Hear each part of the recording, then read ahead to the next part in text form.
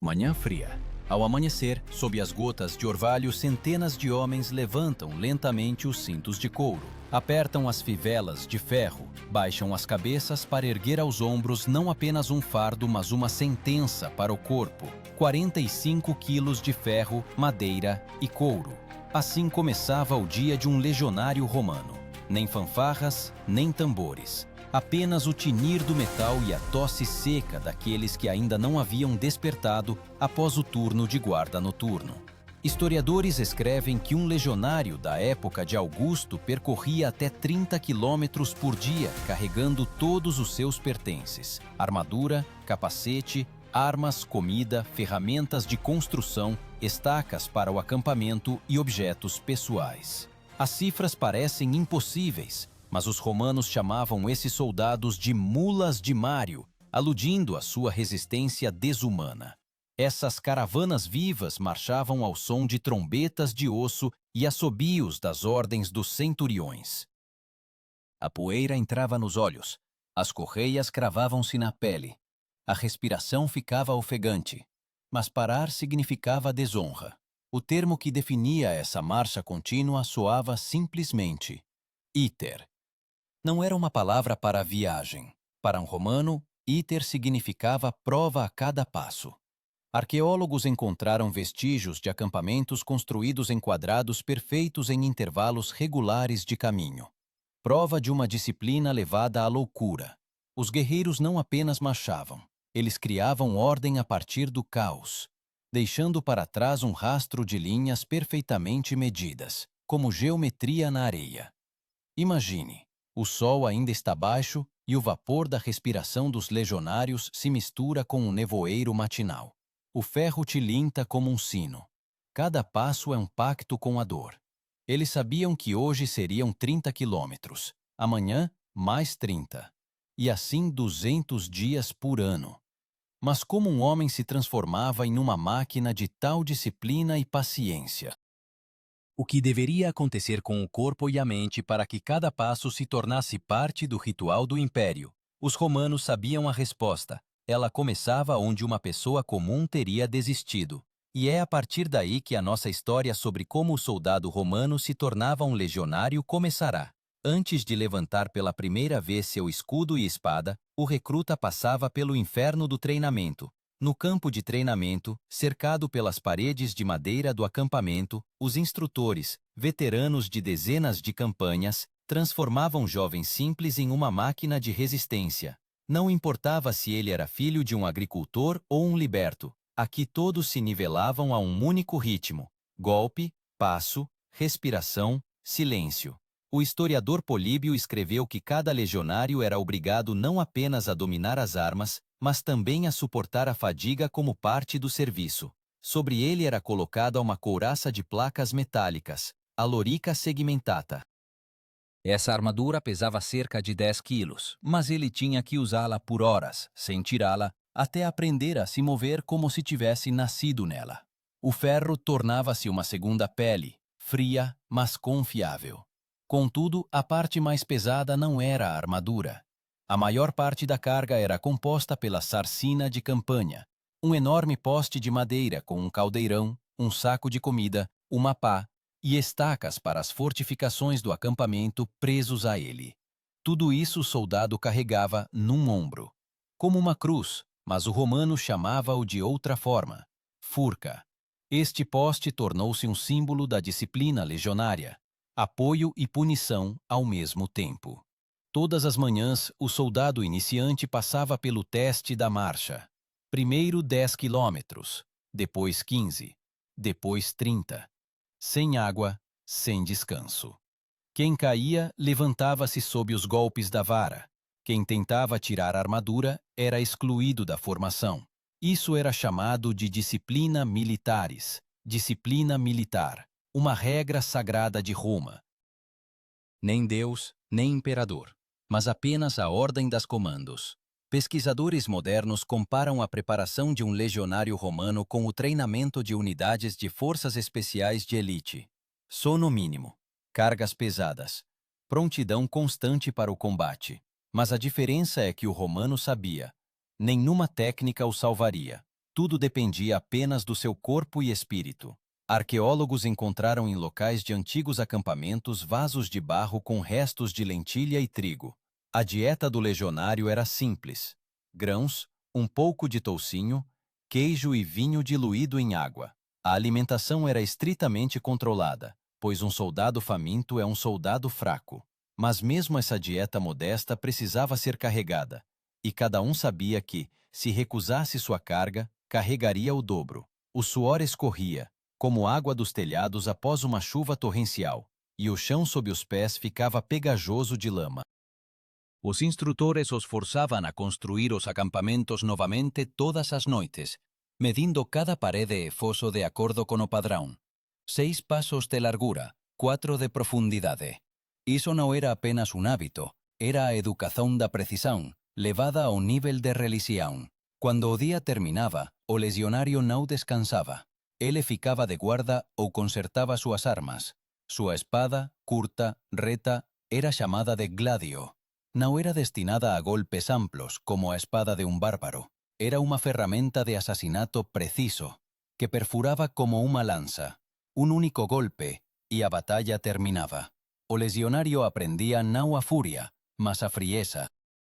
À noite, quando o sol caía atrás da linha de colinas, os jovens soldados sentavam-se junto às fogueiras, encharcados, arranhados, e ouviam as histórias dos mais velhos, sobre Caio Mário, que reformou o exército e o tornou profissional, sobre César, cujas legiões cruzaram os Alpes carregando o mesmo fardo e o mesmo cansaço, sobre aqueles que não sobreviveram ao fim da campanha, mas permaneceram na formação, ao menos nas canções.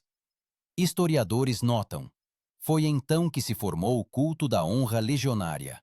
O soldado entendia que ele era parte de algo maior do que ele mesmo. Seu nome não importava. Importava apenas o símbolo da legião, a águia, Aquila. Perder a águia significava perder a alma do exército. Por ela morriam de pé, porque a bandeira é o coração da legião. À noite, o silêncio instalava-se. Apenas o raro tilintar de correntes e os passos abafados dos sentinelas perturbavam a paz do acampamento.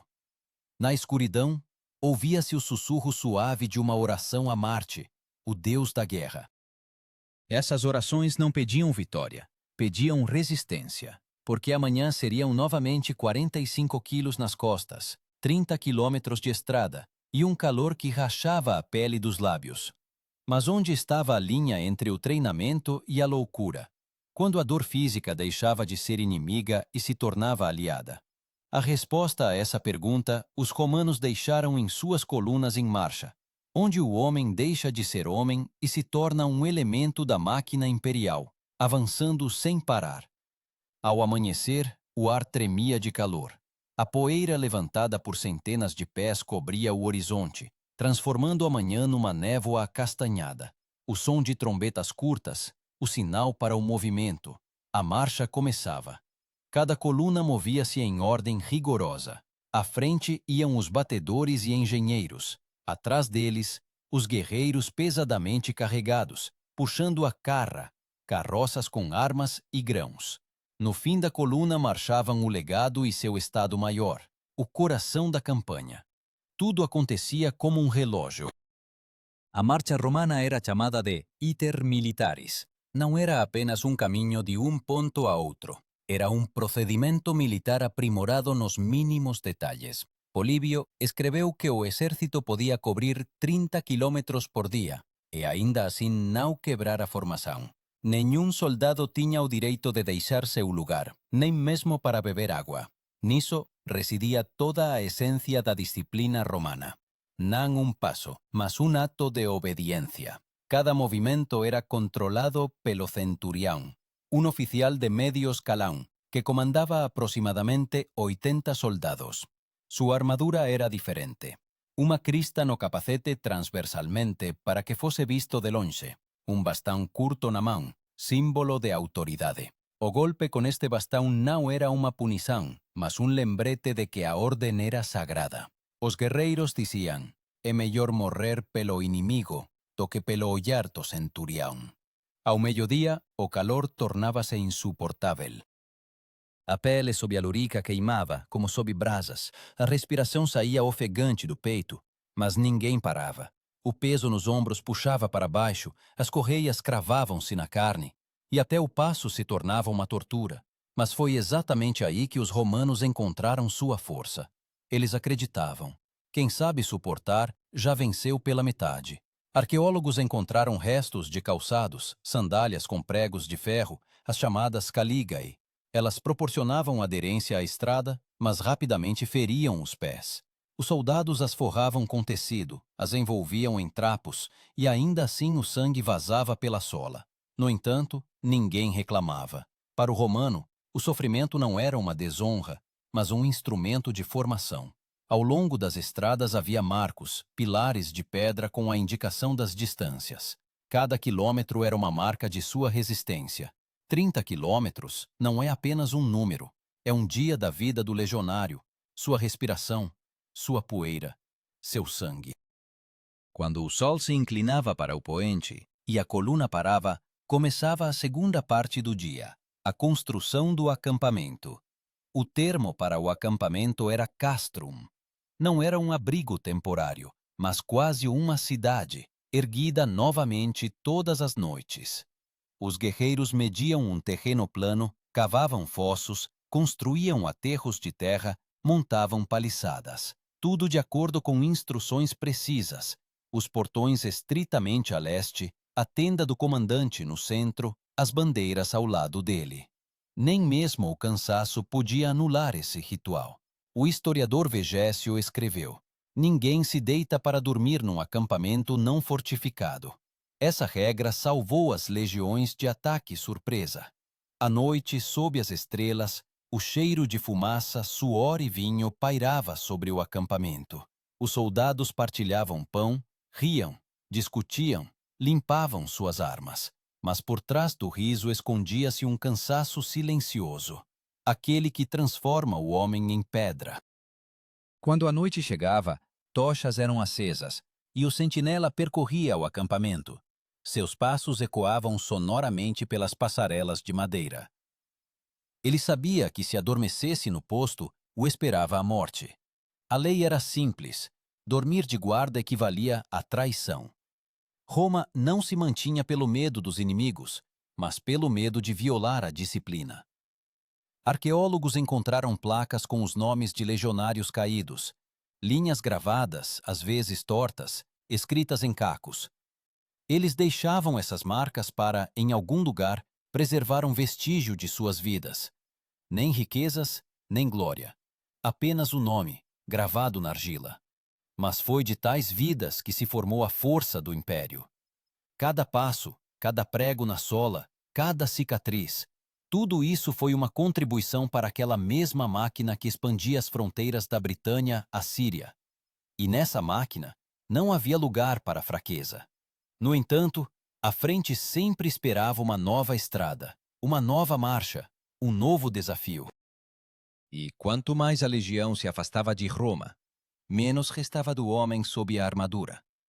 Apenas o ritmo, passo, inspiração, expiração, batida do coração. Todo o resto dissolvia-se na poeira da estrada, onde o eu terminava e o nós começava. Não apenas um exército, mas a carne do império, movendo-se para sua próxima batalha. O dia em que a batalha começava não diferia de uma manhã comum de marcha. Os mesmos 45 quilos de carga, a mesma poeira, o mesmo cheiro de suor e ferro. Apenas no ar, um silêncio especial, semelhante à espera de uma tempestade. O sinal da trombeta rompia a manhã, e a legião formava-se em linha, como se a própria terra se pusesse em formação. Cada movimento era aperfeiçoado por milhares de repetições, cada palavra do comandante, lei. O centro da formação romana eram os soldados de infantaria pesada, a espinha dorsal do exército. Pelos lados eram protegidos por lanceiros e arqueiros, mas a verdadeira parede começava onde os escudos se uniam. Os romanos chamavam isso de testudo, tartaruga, Os soldados uniam os escudos sobre as cabeças e pelos lados, transformando-se numa caixa de aço impenetrável para flechas. Sob o estrondo dos golpes no metal, eles avançavam, passo a passo, como uma enorme fera viva. Tácito escreveu que foi nessa formação que os romanos quebravam as linhas dos bárbaros. Mas por dentro, a testudo, não era uma imagem heróica, mas escuridão, calor e aperto. O ar cheirava a sangue e suor, a respiração dos vizinhos queimava o rosto, os ouvidos zumbiam com o grito dos centuriões. Cada golpe no escudo ecoava no corpo, como um trovão.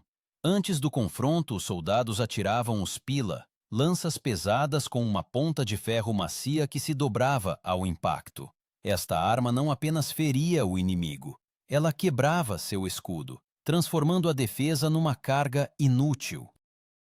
Depois disso, os legionários aproximavam-se, desembainhando os gládios, e começava aquela fase curta e terrível da batalha, onde não a força, mas o movimento frio e calculado decidia. Um golpe, um passo à frente, outro golpe, uma inspiração. César escreveu que a disciplina vence o caos.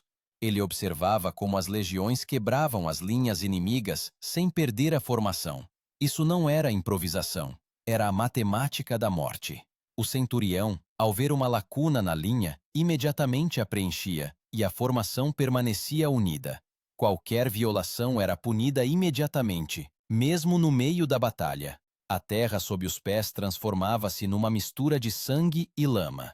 O cheiro de ferro e carne misturava-se com a fumaça dos acampamentos em chamas. Mas mesmo nessa cacofonia infernal, a ordem era mantida. O romano sabia. Sua vida não pertencia a ele, mas ao estandarte, a Áquila. Quando a águia se erguia sobre a fumaça, até os feridos se levantavam. A perda do estandarte era considerada uma desonra, mais terrível que a morte. Às vezes a batalha durava apenas alguns minutos, às vezes um dia inteiro. Nas crônicas de Plutarco é descrito como as legiões de César lutaram na Gália até a cintura na lama, sem perder a formação. Morriam de pé, como se a própria terra lhes segurasse os pés. Não era apenas uma guerra, era um ritual de resiliência. As descobertas arqueológicas confirmam essas descrições. Em locais de antigas batalhas foram encontradas fileiras de ossos dispostos quase paralelamente, como se os soldados tivessem caído sem quebrar a linha. Fragmentos metálicos de escudos, pontas de lanças, restos de correias, testemunhas mudas de que a disciplina de Roma vivia mesmo após a morte. Mas nos intervalos entre as batalhas, quando o inimigo era derrotado, começava outra batalha, contra o cansaço. Após o combate, a legião não descansava, construía fortificações, recolhia os feridos, contava as perdas. Quem perdesse o capacete podia ser punido, quem perdesse a espada, executado. Era uma lei de ferro. Nenhum detalhe podia ser perdido, nenhuma ordem violada. Assim, os romanos não apenas venciam os inimigos, eles queimavam a fraqueza de si mesmos. A cada batalha, a cada marcha, eles se tornavam não humanos, mas partes de um mecanismo indestrutível. Máquinas sem piedade, mas com memória, porque cada legionário sabia, se ele caísse, seu lugar seria ocupado por outro, e a formação se fecharia tão impecavelmente quanto sempre. Somente à noite, quando o acampamento mergulhava na penumbra, sombras apareciam sobre os fogos das fogueiras. Alguém rezava, alguém sussurrava o nome de um amigo morto, alguém simplesmente sentava, olhando para o fogo, onde se refletia a estrada infinita. Eles sabiam que amanhã teriam que vestir o ferro novamente, levantar a furca, percorrer 30 quilômetros e, possivelmente, encontrar a morte. E, no entanto, cada um deles se levantava. Porque o medo, a dor, a fome, tudo isso era apenas parte do serviço. A fé na ordem e no dever para com Roma os tornava imortais. Mesmo quando seus corpos apodreciam em terras estrangeiras, seus passos ainda ecoavam nas pedras das estradas que construíram. E essas estradas não levavam apenas para frente, elas levavam à grandeza do império, criado pela carga das costas humanas. Após a batalha, a legião não se dissolvia no silêncio da vitória.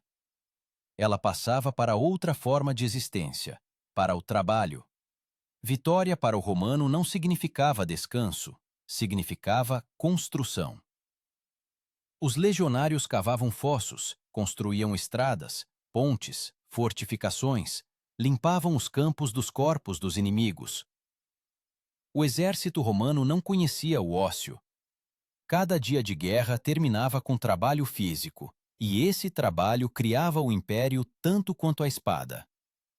Historiadores escrevem que uma legião podia construir mais de 20 quilômetros de estrada em um mês. Essas estradas, viae, conectavam as terras conquistadas e permitiam que o império se movesse mais rapidamente do que qualquer outra força do mundo antigo. Estradas de pedra, cascalho e areia, construídas em várias camadas, resistiram por séculos. Algumas delas são visíveis até hoje. Cada laje, cada fosso, foi feito pelas mãos de homens que, na véspera, lutaram até a morte. O termo que designava essa obrigação era simples: opera militaria, trabalhos militares. Um legionário não podia ser apenas um guerreiro. Ele era pedreiro, engenheiro, escavador, construtor. Tudo o que era criado por ele era criado sob o olhar do centurião, ao som da corneta, sob a mesma disciplina que controlava o movimento do exército. Arqueólogos encontraram pás e picaretas com nomes de soldados gravados, não porque fosse um motivo de orgulho, mas porque a perda de uma ferramenta acarretava punição. Para o legionário, a pá era tão importante quanto a espada. Sem ela, ele não podia se defender nem sobreviver. Os guerreiros cavavam fossos ao redor do acampamento mesmo depois de uma marcha exaustiva, quando as mãos tremiam de cansaço. Tudo por uma única razão: a segurança da legião. Os romanos entendiam: a guerra não é vencida no campo de batalha, mas na forma como se passa a noite depois dela. Quando o inimigo descansa e você constrói fortificações, você já venceu. É por isso que as legiões sobreviviam onde outros exércitos pereciam. Eles viviam por uma regra que muitos repetiriam mais tarde: suor no treinamento economiza sangue na batalha. A ração nesses dias não mudava: trigo, água, um pouco de vinho, queijo e sal. Cada soldado tinha que saber cozinhar sozinho. Nas escavações dos acampamentos foram encontrados pequenos fornos de barro dispostos em um esquema rigoroso. Mesmo no auge da campanha, a ordem alimentar não era violada. César escreveu que o exército vence com o estômago. Se o soldado está saciado e confiante no amanhã, ele não recuará. Mas esse amanhã era semelhante ao anterior. Depois da estrada, novamente a marcha. Depois da construção, novamente a batalha. Em média, um soldado romano passava em campanha até 200 dias por ano. Os meses restantes, na fronteira, na guarnição, onde a disciplina não diminuía por um instante. As legiões viviam como um relógio, num ritmo que poderia quebrar qualquer um, exceto elas. E, no entanto, mesmo nessa máquina havia traços humanos. À noite, quando as fogueiras se acendiam, os veteranos contavam histórias aos novatos. Alguém se lembrava da Britânia, onde as chuvas não paravam por meses. Alguém das areias da Síria, onde a armadura aquecia a ponto de queimar. Nesses relatos não havia patos, havia fatos: lama, frio, sangue, cansaço. E em cada história ressoava uma única ideia: não sobrevive o forte, mas o disciplinado. Entre os legionários existia um sinal especial: uma cicatriz no ombro das correias da furca. Era uma ordem invisível de coragem, uma marca do serviço. Ninguém usava medalhas, mas todos carregavam o vestígio de sua carga. O romano não se vangloriava de sua resistência. Ele a considerava a norma. No exército, onde um passo para a esquerda era considerado um crime e uma palavra contra a ordem, uma sentença, as emoções eram suprimidas até a última gota. Quando o inverno chegava e as estradas cobriam-se de gelo, a legião não ia para os quartéis. Construía acampamentos de inverno, hiberna. Esses acampamentos transformavam-se em protótipos de cidades. Com o tempo, assentamentos, lojas, oficinas, termas surgiam ao redor deles. Assim, o exército romano construía involuntariamente a civilização. Arqueólogos descobriram bairros inteiros que surgiram de antigos acampamentos, uma prova viva de que cada campanha da legião deixava para trás não apenas cinzas, mas também pedra. Historiadores divergem sobre onde estava a linha entre a coerção e a fé. Alguns acreditam que os legionários serviam por medo, outros por orgulho, mas todos concordam em uma coisa: a disciplina romana não tinha igual. Ela transformava milhares de pessoas diferentes em um corpo único, governado por uma vontade de ferro. Cartas, encontradas em tábuas de madeira em fortes da Britânia, contam sobre coisas simples: pedidos de roupas quentes, felicitações em feriados, queixas do frio. Entre elas, curtas linhas: estou cansado, mas não vou parar. Essas palavras parecem ter atravessado os séculos, lembrando que a força de Roma não está nos números nem no ferro, mas na teimosia do homem que avança, apesar de tudo. Cada dia de serviço do legionário era um passo entre a vida e a resistência. 45 quilos nos ombros, 30 quilômetros de caminho, 200 dias sem descanso. Não é apenas um fardo físico. É o preço que o homem pagava pelo direito de ser chamado parte do império. E em algum lugar, numa nova estrada, pavimentada ao som das trombetas romanas, entre a pedra e o suor, nascia o mito da invencibilidade de Roma, um mito que não morreu, mesmo quando o próprio império desapareceu dos mapas. Porque aqueles que um dia carregaram sua forca e seu escudo deixaram para trás não apenas estradas e muros, mas a memória de que a vontade humana pode ser mais forte que o aço. Quando Roma caiu, as estradas permaneceram. As lajes de pedra, polidas pelos passos de milhares de soldados, sobreviveram aos séculos. As pessoas já não se lembravam dos nomes dos legionários, mas seus vestígios não desapareceram. Cada metro dessas estradas foi construído com suor, dor e disciplina de ferro. Elas carregavam não apenas cargas, mas a própria ideia de ordem. Uma ideia que os romanos consideravam eterna. Historiadores escrevem que, mesmo após a desintegração do império, os princípios do treinamento romano viveram nos exércitos da Europa.